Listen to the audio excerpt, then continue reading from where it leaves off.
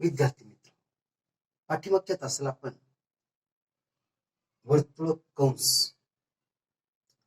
आणि त्या वर्तुळ कंसाचं मापन कसं करायचं याचा आपण अभ्यास केला. त्याचबरोबर दिलेले दोन कंस एकरूप कधी म्हणायचं याचा आपण अभ्यास केला. आज आपण वर्तुळ कंस आणि वर्तुळ कंसाच्या बाबतीत असणारे काही गुणधर्म यांचा आज आपण अभ्यास करणार आहोत. तत्पूर्वी एखाद्या कंसाने किंवा एखाद्या कंसाची जीवा म्हणजे काय हे आधी आपण समजावून घेऊ. एक वर्तुळ आहे, समजा हा वर्तुळाचा केंद्रबिंदू इथे, ओ केंद्रबिंदू असलेलं एक वर्तुळ आहे आणि एक मी असं एक वर्तुळ आपण काढलेलं आहे ज्या वर्तुळाचा केंद्रबिंदू ओ आहे आणि इथे हा बिंदू आहे ए आणि इथे बिंदू आहे बी आणि हा जो कंस ए बी आहे हा कंस ए बी कोणत्या प्रकारातला आहे? लघु कंस आहे. ह्या कंस ए बी ची जीवा म्हणजे नेमकी कोणती जीवा? तर बिंदू ए आणि बिंदू बी ह्या दोन बिंदूंना जोडणारी जर आपण ही जीवा काढली, जीवेला ही जी जीवा आहे ही जीवा जीवेनं अंतरित केलेला हा कंस किंवा या जीवेनं समाविष्ट केलेला हा कंस, या उलट या कंसाने समाविष्ट केलेली जीवा म्हणजे ही जीवा ए बी असं आपल्याला म्हणता येईल. मग याच्यावर आधारित आपण प्रमेय असं म्हणून घेणार आहे की एकाच वर्तुळाच्या एकरूप कंसांच्या जीवा या एकरूप असतात. हा गुणधर्म आपल्याला सिद्ध करायचा आहे. गुणधर्म काय की एकाच वर्तुळात किंवा एकरूप वर्तुळ याचा अर्थ काय? जर त्या दोन वर्तुळांच्या त्रिज्या जर एकरूप असतील तर अशा वर्तुळांना आपण एकरूप वर्तुळ असं म्हणतो. तर आपण एक गुणधर्म असा सिद्ध करणार आहे की हे एक वर्तुळ आहे आणि या वर्तुळामध्ये हा कंस ए बी, या कंसाशी एकरूप असणारा दुसरा कंस जर आपण काढला, दुसरा कंस आपल्याला एवढ्याच अंशात्मक मापाचा दुसरा कंस आपल्याला मिळेल, तर एकरूप कंसाने समाविष्ट केलेल्या जीवा या सुद्धा एकरूप असतात. हा गुणधर्म आपल्याला आज सिद्ध करायचा आहे. गुणधर्म काय सिद्ध करायचं बघा, गुणधर्म लिहून घ्या म्हणजे लक्षात येईल. एकाच वर्तुळात, एकाच म्हणा किंवा एकरूप वर्तुळात म्हणा, एकाच वर्तुळात किंवा एकरूप वर्तुळात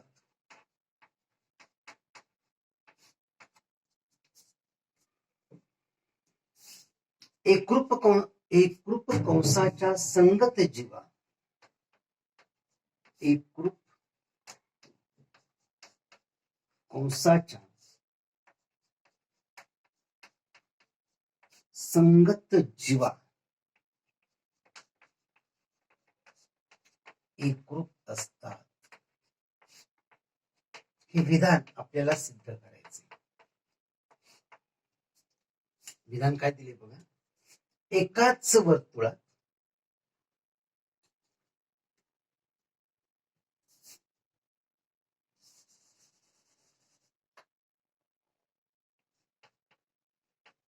एकाच किंवा मी एकरूप असा शब्द लिहितो, हे कंसात एकाच वर्तुळात एकरूप कंसाच्या संगत जीवा एकरूप असतात. म्हणजे आपण आता या प्रमेयाची किंवा या गुणधर्माची सिद्धता कशी देता येईल? एक वर्तुळ काढू आपण. समजा हे वर्तुळ आहे,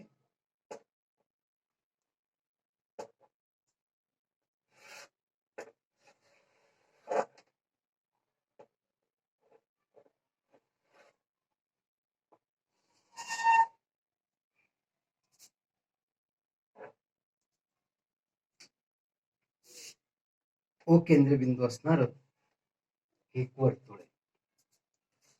आता या वर्तुळामध्ये एकाच वर्तुळात एकरूप कंसाच्या संगत जीवा एकरूप असतात.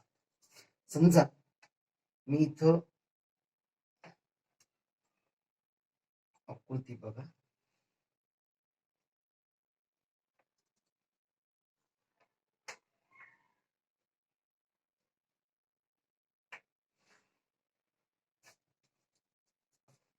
हा कंस, या कंसाला मी नाव दिलं समजा कंस एबी,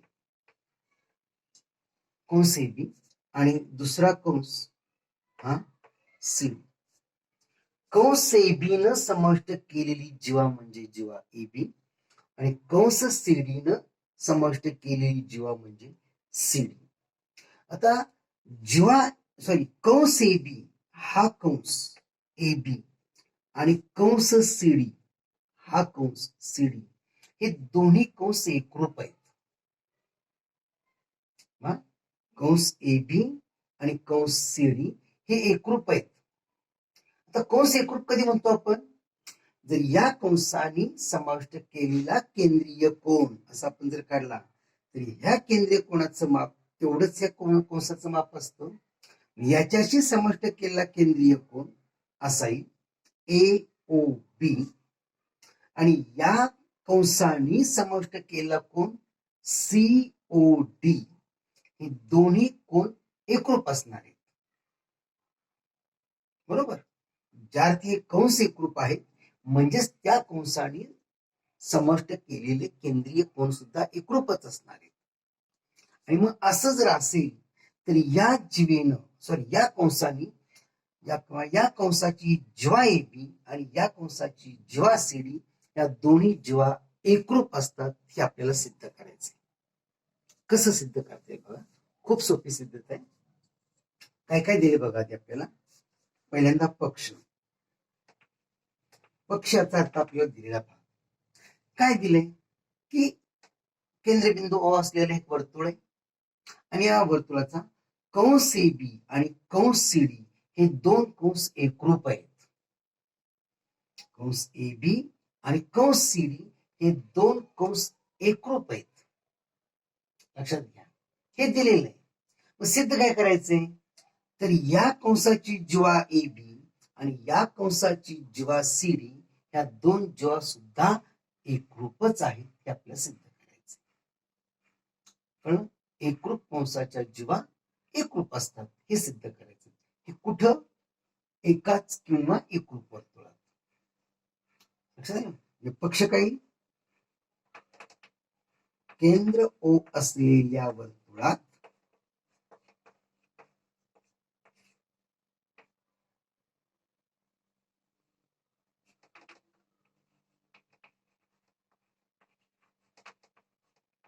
काय दिले? जीवा कंस एबी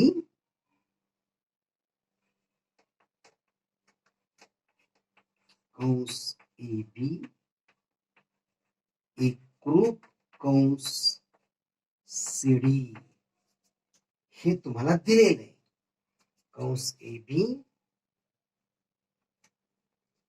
कंस एबी आणि कंस सीडी हे दोन कंस एकरूप आहेत हे दिलेले. मग सिद्ध काय करायचंय?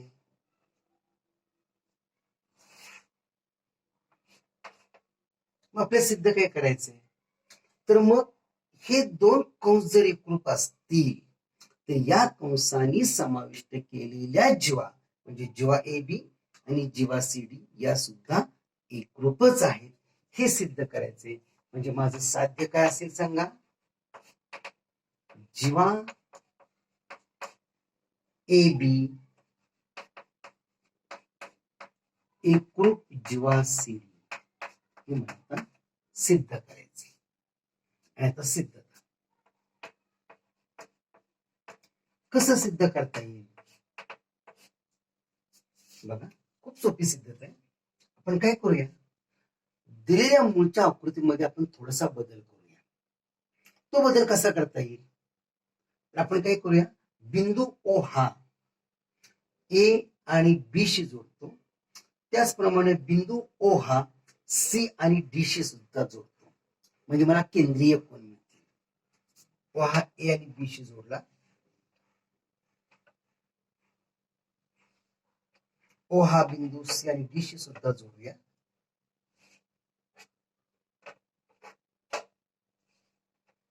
आकृती अशी होईल.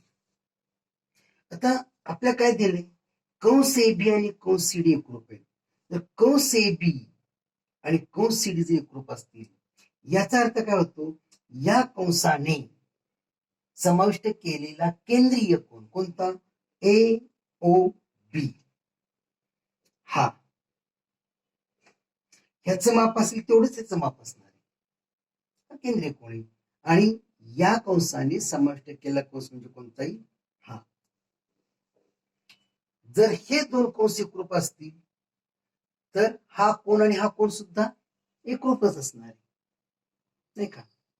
ह्या कंसाचा केंद्रीय कोण हा येईल आणि या कंसाचा केंद्रीय कोण हा येईल. म्हणजे हे दोन्ही केंद्रीय कोण एकरूप असतील. हे जर दोन्ही केंद्रीय कोण जर एकरूप असतील तर आता आपल्याला या ठिकाणी त्रिकोण ओ ए बी आणि दुसरा त्रिकोण ओ सी डी, या दोन त्रिकोणात ओ ए आणि ओ सी एकरूप, की ओ ए O B O C O D हे काय एकाच वर्तुळाच्या त्रिज्या आहेत. ह्या सगळ्या त्रिज्या कशा असणार आहेत, एकरूप असणार आहेत. ओ ए ची लांबी आणि ओबी ची लांबी सारखीच असेल, ओसी ची लांबी आणि ओडी ची लांबी सुद्धा सारखीच असेल. मग मला सांगा की जर दोन त्रिकोण जर असे असतील तर हे दोन त्रिकोण एका कसोटीनुसार एकरूप आहेत.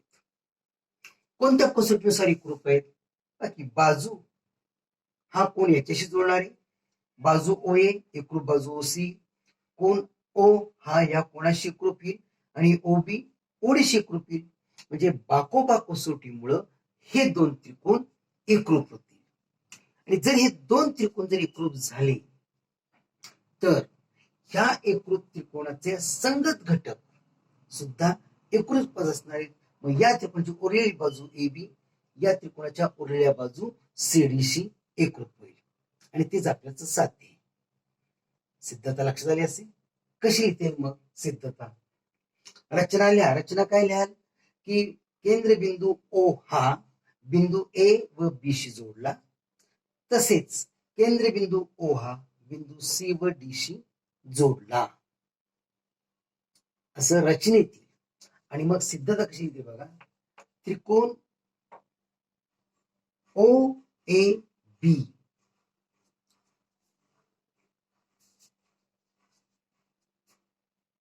ओ ए बी व त्रिकोण ओ सी डी मध्ये या दोन त्रिकोणात संगत घटकांची यादी कशी सांगा. हा, रेख ओ ए या त्रिकोणाची बाजू ओ ए घेतली, ओ ए एकरूप रेख ओ सी या त्रिकोणाची ओ सी घेतली, ओ ए एकरूप ओ सी, रेख ओबी एकरूप रेख ओबीची संगत बाजू ओडी घेऊया, रेख ओडी. याला कारण काय, बघा की ओ ए आणि ओसी एकरूप का, ते एकाच वर्तुळाच्या त्रिज्या आहेत. ओबी आणि ओडी एकरूप का, एकाच वर्तुळाच्या त्रिज्या आहेत. आणि म्हणून याला कॉमन आपल्याला कारण देता येईल, एकाच वर्तुळाच्या त्रिज्या. एकाच वर्तुळाच्या त्रिज्या असल्यामुळं हे संगत घटक एकरूप झाले. आणि कोण ए ओ बी एकरूप कोण सीओडी ह्याला कारण काय येईल, त्याला कारण पक्ष ए बी आणि सी डी हे जर दोन कंस एकरूप असतील तर या कंसाचा हा केंद्रीय कोण आणि या कंसाचा हा केंद्रीय कोण सुद्धा एकरूपच असेल. म्हणून ह्या कारण देऊया आपण पक्ष. आणि म्हणून त्रिकोण ओ ए बी आणि त्रिकोण ओसीडी हे बाकोबा कसोटीमुळे एकरूप होतील. आता हे दोन त्रिकोण जर एकरूप झाले तर त्यांचे संगत घटक एकरूप. या त्रिकोणाची बाजू ए बी या त्रिकोणाच्या बाजू सीडीशी एकरूप होईल आणि म्हणून रेख ए बी एकरूप रेख सीडी. याला कारण काय? एकरूप त्रिकोणाच्या संगत बाजू. आणि म्हणजेच काय? म्हणजेच आपल्याला म्हणता येईल की जेव्हा ए बी आणि जेव्हा सी डी ह्या दोन जीवा एकरूप होतील. अशी सोप्या पद्धतीने सिद्धता हे आपल्याला मांडता येईल. अर्थात ही सिद्धता तुम्हाला तुमच्या पुस्तकामध्ये पान नंबर 61 वरती ही कृतीच्या स्वरूपात दिलेली. पण त्या कृतीच्या स्वरूपातली तुम्ही ती सिद्धता लिहू शकाल. आणि या पद्धतीने जर समजा सिद्ध करण्यासाठी अशी हे प्रमेय जर तुम्हाला विचारलं तर या पद्धतीने तुम्हाला हे सिद्ध करता येईल. लक्षात आलं?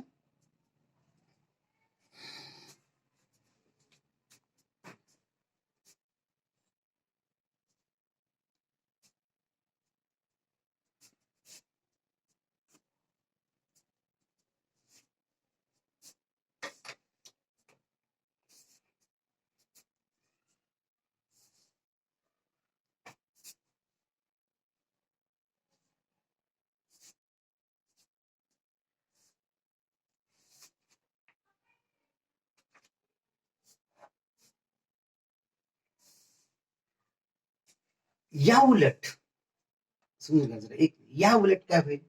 जर समजा आता काय दिलं आपण की जेव्हा एकरूप दिल्या होत्या, सॉरी कंस एकरूप दिले होते, आणि जर कंस एकरूप असतील तर त्यांच्या संगत जीवा सुद्धा एकरूप असतात असं सांगितलं होतं. या उलट जर जीवा एकरूप असतील, बघा जीवा जर एकरूप असतील तर त्या जीवांनी समाविष्ट केलेले कंस सुद्धा एकरूप असतात. याही प्रमेयची सिद्धता आपल्याला देता येईल. खूप सिद्धता सोपी असणार आहे. बघूया आपण तशी सिद्धता आपल्याला लिहिता येते का.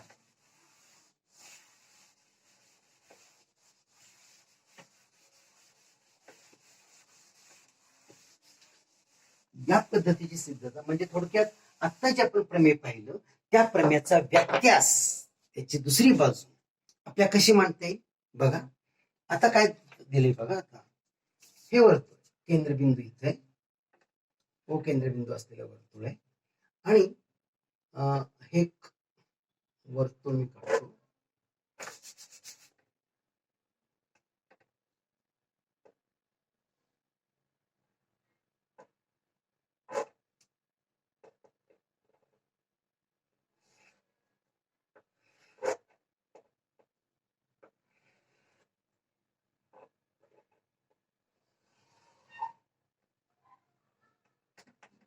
प्रत्येक वेळेला केंद्रबिंदू ओच घेतला पाहिजे असं नाही.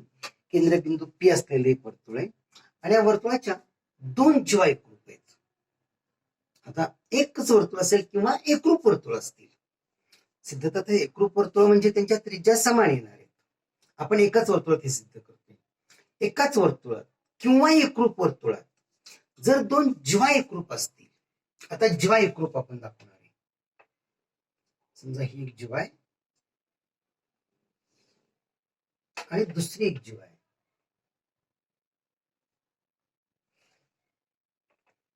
आता बघा एम एन ही एक जीवा आहे आणि दुसरी जीवा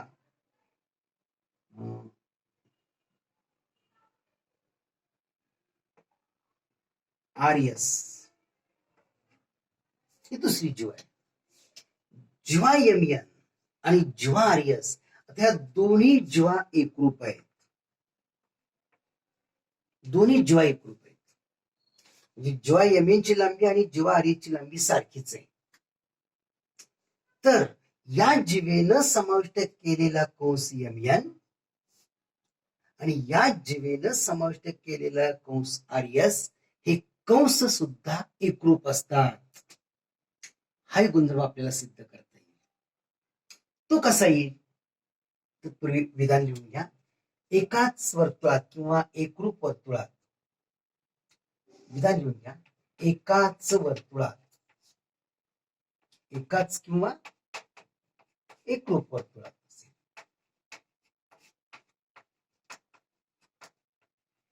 एकाच वर्तुळात किंवा एकरूप वर्तुळात एकरूप जीवांचे वर्तुळ कंस, एकरूप जीवांचे वर्तुळ कंस एकरूप असतात. या विधानाची सिद्धता तुम्ही सहज लिहू शकाल. मी तुम्हाला सिद्धता कशी लिहायची फक्त दाखवतो, तुम्ही स्वतः लिहायची. आता काय दिले आपल्याला, एकाच वर्तुळात किंवा एकरूप वर्तुळात एकरूप जीवांचे वर्तुळ कंस. म्हणजे आता काय दिले आपल्याला, ही जीवा यमयन आणि ही जीवा आर्यस, या दोन्ही जीवा एकरूप दिलेले आहेत. आणि सिद्ध काय करायचे मग, कंस यमयन आणि कंस आर्यस हे दोन्ही कंस एकरूप आहेत. तर दोन्ही कंस एकरूप आहेत म्हणजे काय हो, तर या कंसाचं माप, अंशात्मक माप, आणि या कंसाचं अंशात्मक माप हे सारखंच राहायला पाहिजे. लक्षात आहे, दोन कंस एकरूप कधी होतील, या कंसाचं अंशात्मक माप आणि या कंसाचं अंशात्मक माप जर समान असेल तर हे दोन कंस एकरूप होतील. पक्ष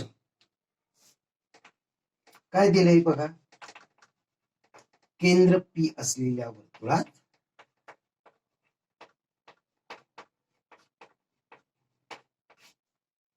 केंद्र पी असलेल्या वर्तुळात काय दिलंय, जीवा यमयन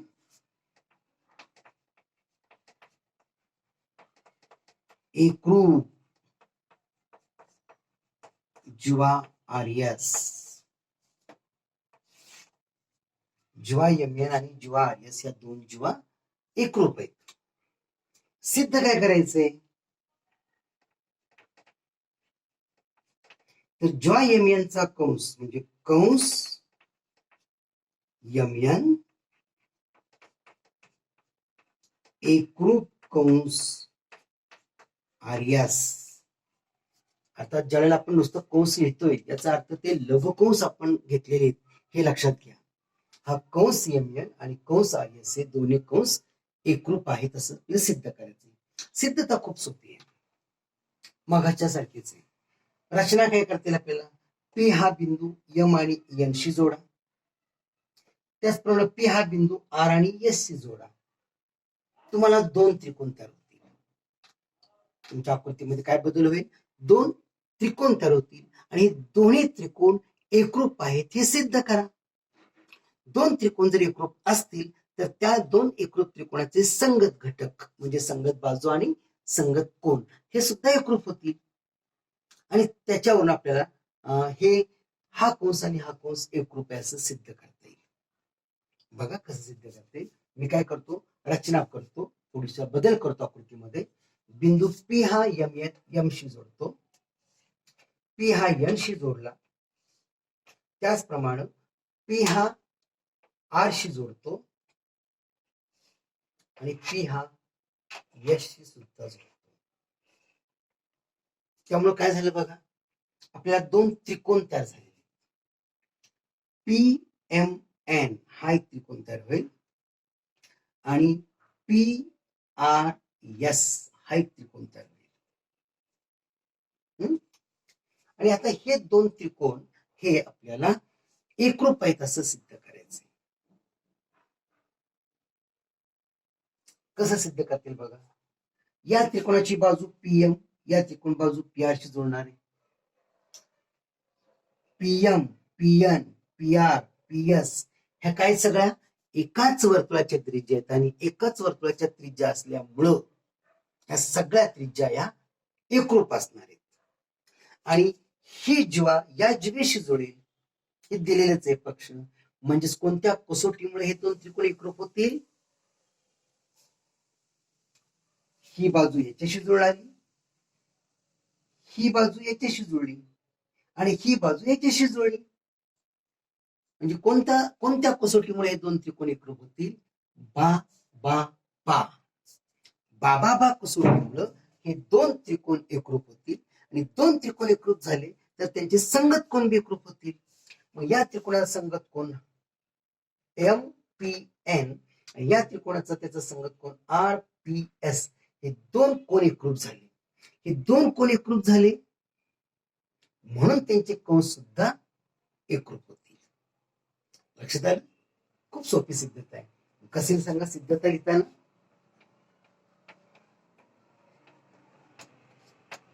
त्रिकोण पी एम एन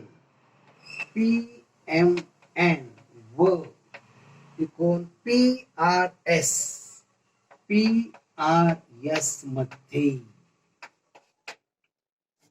काय बोला? रेख पीएम, या त्रिकोणाची पीएम घेतली, एकरूप रेख पी आर,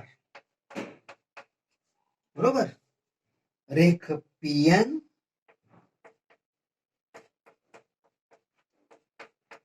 एकरूप रेख पीएस. हे सगळं काय? PM P R PN PS काय आहेत? एकाच वर्तुळाच्या त्रिज्या आहेत. कारण येते आपल्याला एकाच वर्तुळाच्या त्रिज्या, एकाच वर्तुळाच्या त्रिज्या असल्यानं एकरूप होतील. आणि जीवा किंवा रेख म्हणूया आपण, रेख यमयान एकरूप रेख आर एस. हे तुम्हाला दिलेले जीवा यमयान आणि जीवा आर एस एकरूप आहेत. न्याकाळी पक्ष नाही का? आणि म्हणून त्रिकोण पी एम एन एकरूप त्रिकोण पी आर एस. याला कारण काही बाबा बा कसोटी. दोन त्रिकोण एकरूप होण्यासाठी तीन घटक आवश्यक असतात. हे तिन्ही बाबी आपल्याला त्या ठिकाणी मिळालेली आहेत. म्हणून हे दोन त्रिकोण बाबा बा कसोटीमुळे एकरूप झाले. आता दोन त्रिकोण एकरूप झाले याचा अर्थ त्यांचे संगत घटक एकरूप असणार आहे. म्हणजेच या ठिकाणी संगत घटक कोणता घ्यायचा आपल्याला? तर संगत कोणांच्या जोड्या सुद्धा एकरूप असतील. आणि म्हणून कोण एम पी एन एकरूप कोण आर पी एस